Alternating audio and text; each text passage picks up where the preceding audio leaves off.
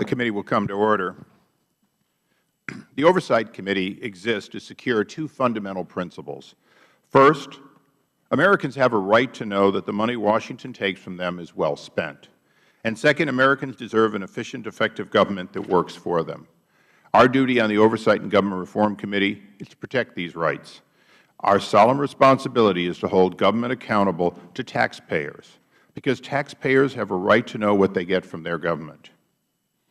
It is our job to work in partnership with citizen watchdogs to deliver the facts to the American people and bring genuine reform to the Federal bureaucracy.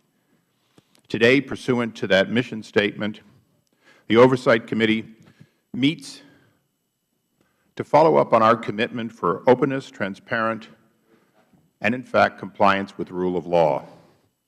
The committee is responsible for protecting the integrity of all of Congress's oversight capability. Citizens and journalists use the Freedom of Information Act, often called FOIA, but that statute allows no access to private emails. And yet, it has become habitual for high-ranking and obviously trickle-down low-ranking individuals to simply, either out of laziness or in order to circumvent later discovery, sometimes by this committee, sometimes by the public, sometimes, quite frankly, by their own bosses, the Federal Records Act, the Presidential Records Act, and the intent of Congress. Although the Federal Records Act and the Presidential Records Act do not apply to all Federal employees, nor should they, nor is it our intention to have it, communication of official activity is, in fact, a property of the agency in which people work. The computers that you do business on, if you are a Federal employee, or even a contractor acting in a similar role, is, in fact, a government asset. And the government has a right to know, and the government has a responsibility to be able to respond to FOIA of the public and journalists, Congress, but most importantly, the Inspector Generals themselves. The fact is that IG's investigations are inherently less successful if they are denied access to the very material that would show the history and the activity of individuals. Years ago, someone might pull the carbon copy and simply destroy it. At that time, it was an easy and willful act. But today, simply doing it on private email and then routinely deleting, most people don't feel that they are doing anything wrong, but they are. This trend very clearly began, according to our investigation, in the later part of the Bush administration. One of my predecessors, Mr. Waxman, looked deeply into the dual use by the previous administration where individuals, in order to comply with government versus political activity in the White House, used an RNC account completely separated from the official account. Additionally, during that time, they blocked the use of Gmail and Hotmail and so on from the White House. Yet, Mr. Waxman made a point many times in this hearing room that, in fact, there was a question about whether or not this practice was acceptable, honest, or consistent, and he even sent subpoenas for the purpose of receiving the Republican National Committee's documents. I disagreed with him on that because the law clearly said that the White House had a right to do political activities. There were individuals designated who had that right, and there appeared to be an appropriate firewall. That investigation, in my opinion, is not conclusive. But it is a far cry from what began at the moment that Ms. Jackson entered the EPA. The EPA already had a 2008 study, I repeat, a 2008 study in the later years of the Bush administration that showed they did not have the control systems in place to ensure that they were capturing the information. This in no part has nothing to do with who was in the White House. It had to do with the ease and simplicity of using private emails. Most people in America today understand that almost any smartphone can not just do a primary email, but multiple emails, whether it's a BlackBerry, an Android, or an iPhone.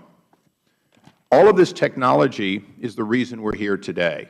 The individuals that are here today all stand, at least a portion of them, as individuals who have not complied with the Federal Records Act, who have clearly circumvented that.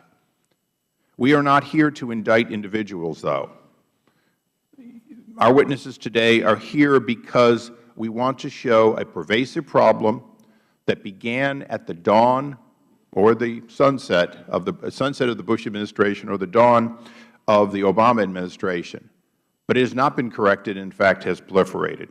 This committee has an absolute responsibility to either change the behavior or change the law or both.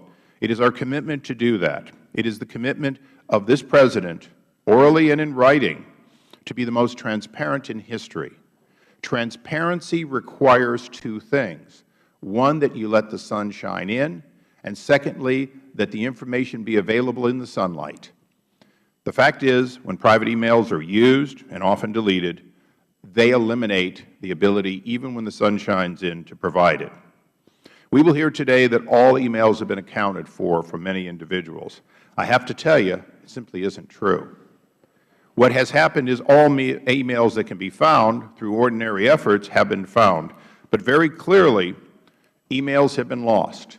During the last two administrations ago, again under Mr. Waxman, we insisted in this committee that the White House spend tens of millions of dollars to replicate official emails that were lost during the conversion from Lotus Notes to Microsoft Office.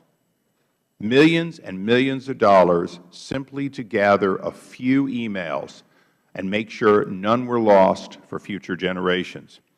To me, that says it has been important to this committee, no matter who is in the chair, and that is not going to change. Particularly important to us is that, in fact, education within the Federal workforce is not sufficient, and I think Mr. Cummings will join me in this, from the time that we sat in this dais together, he and myself, we have heard the same excuse from one part of government after another, and that is, it is too difficult to get into my official system. This committee also has primary responsibility for cybersecurity. Let me assure you of one thing. We cannot have greater security of Federal records if, in fact, Gmail, Hotmail, or a host of other sites are, in fact, not even under Federal control and have important information. To that end, I have offered legislation, and I believe that this committee will, in fact, see that in this Congress, legislation in support of the President and the Administration's effort to make real and lasting change will be will be enacted. The committee, again, has examined violations of this Federal transparency under both Republican and Democratic administrations. It is the new Internet, the smartphone, and the ease of these activities that has ultimately made it this pervasive. I hope that we will continue to see that H.R. 1233 and 1234 become law, but it will only be a combination of that and sincere effort by the Administration, by agencies large and small, to capture information and to ensure that quote, complexity or difficulty of getting into official emails is no longer an excuse heard by this committee or any other committee of Congress. And certainly, I want to say for the members of the press who will be listening and seeing this, our greatest effort is to ensure that their FOIAs are, in fact, a complete search of the Federal record. And with that, I want to thank my ranking member for being a partner in this effort, and I will yield back. Thank you very much, Mr. Chairman. And